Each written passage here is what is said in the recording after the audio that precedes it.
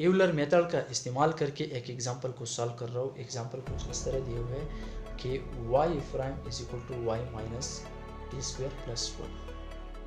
Condition जो दिया हुआ है t लेस देन और इक्वल टू 2, 0 लेस देन और equal to t less then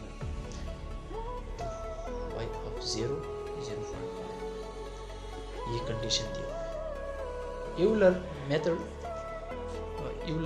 method को इस्तेमाल करके इस एग्जांपल को सॉल्व करेंगे। Lesson first order derivative is equal to ये फंक्शन दिया हुआ है। लिमिट ये है जिस तरह यूलर में दिया था और इनिशियल वैल्यू ये है, ये दिया। तो मैं सबसे पहले वहाँ पार्टीशन ले रहे थे, पार्टीशन तो ये 0 और 2 के दरमियान है। जितने भी पार्टीशन हम लेते हैं ले सकते हो। तो ये 0.2 आ जाएगा, ये 0.4 आ जाएगा, ये 0.6 अप टू 1 आ जाएगा, जितने भी पार्टीशन आप लेते हो। तो यहाँ h हमारे साथ क्या आता है, b minus a divide by n। मैं n कितनी ले लूँ, अगर मैं 1 लूँ तो 0 minus 2 divide by 1 is equal to 2 आ जाएगा।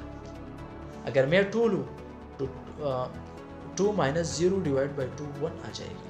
अगर मैं 3 लूँ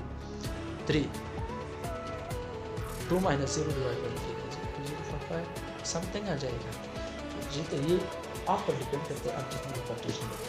जनरल फार्मूला ऑफ यूलर क्या था हमारे साथ, general formula of Euler method.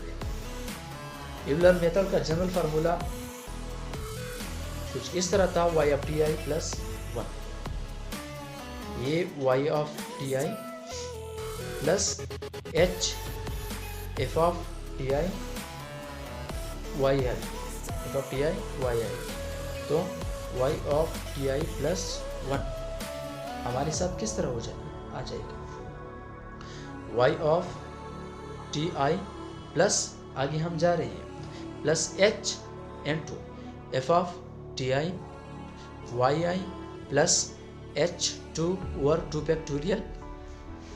और वो स्टैंडर्ड फॉर्म हमने जो लिया था किस तरह था, f डबल प्राइम का f ऑफ टी वाई था, f सिंगल प्राइम का f डबल प्राइम का f of prime T I. तो ये हमारे साथ f prime T I Y I आ जाएगा, plus h power 3 divide by 3 factorial y double prime f double prime sorry T I Y I, plus h power 4 divide by 4 factorial f कितने form आ जाएगा, double triple T I और आगे जाएगा। तो अब टी आई हमारे साथ 0 आ जाएगा, टी आई प्लस 1 क्या हो जाएगा, टी वन आ जाएगा। I is equal to 0 1 2 up to 1 put up करो इस इक्वेशन में और आगे सॉल्व करो। तो y of T I plus 1 T के बजाय 0 तो y ऑफ 1 आ जाएगा। तो ये हमारे साथ y ऑफ 1 इज इक्वल, अब y ऑफ टी आई हमारे साथ क्या था 0.5 मैं वो स्टैंडर्ड फॉर्म लिख रहा हूँ, प्लस h हमने इस सारी की सारी में इसमें h कॉमन है, इसमें h कॉमन है, इसमें h कॉमन है, इसमें h कॉमन है। अगर मैं h कॉमन लूँ तो ये f टी आई और वाई आई को जनरल आई दो नाम दो जनरल, कि ये मेथड बहुत ज़्यादा लंबा हो सकता है इसलिए मैंने जनरल में फॉर्म दिया।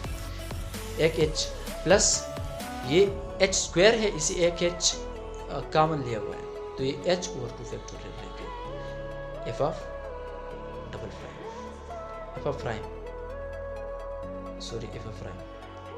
प्लस इससे 3 से तो ये h स्क्वायर h कॉमन लिया है, h स्क्वायर रह गया over 3 factorial y double prime I, plus ये h4 है, ये h क्यूब रह जाएगा, h क्यूब। तो जनरल हमारे साथ क्या जाएगा, y i is equal to y 0, क्योंकि यहाँ हमारे साथ टी आई के बजाय हमने 0 पुट किया तो y 0 रह गया, लेकिन y 0 हम नहीं कह सकते y नॉट, क्योंकि y नॉट का वैल्यू हमें गिवन है। तो y नॉट 0.5 है ना, y नॉट 0.5 है ये वाला, इसका इस्तेमाल करेंगे। तो 0.5 y नॉट प्लस एच, और इसी हाई टर्म जो है ना वो निगलेक्ट करना है हमारे साथ, y naught minus t1 square plus 1, क्योंकि सारी फंक्शन जो है ना एच ये जस्ट एफ ऑफ प्राइम 1 रह जाएगा, सारे के सारे हम निगलेक्ट करेंगे। और इसका वैल्यू जो हमें दिया हुआ था इक्वेशन में, तो फंक्शन में वो वाई प्राइम क्या था, y minus t square plus 1, तो इसका इस्तेमाल हमने किया, हमारे साथ ये आया। अब वाई नॉट हमें क्या वैल्यू दिया था, 0, इसका वैल्यू पुटअप करें 0.5 प्लस एच का वैल्यू क्या है, एच का वैल्यू जब हमने क्या लिया था 0.5, तो n हमने 3 लिया, अगर n हमने 3 लिया तो 2 माइनस 0 डिवाइड बाई 3 इसी 0.5 आ जाएगा। जितना भी पार्टीशन आपने लिया, स्टेप वाइज डिस्टेंस आपने लिया, इस वैल्यू को फुटअप करें, समझ, इस वैल्यू को फुटअप करें।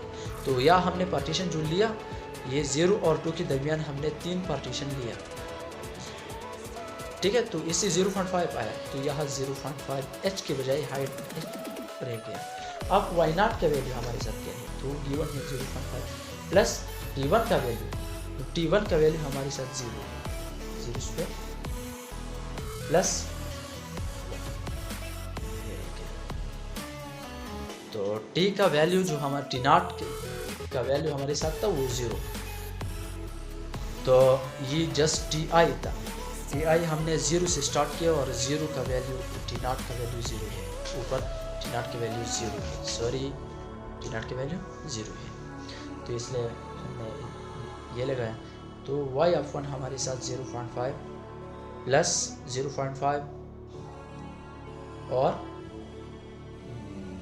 ये सारे के सारे से 1.5 आ जाएगा, तो इससे हमारे साथ रिजल्ट आ जाएगा 1.25।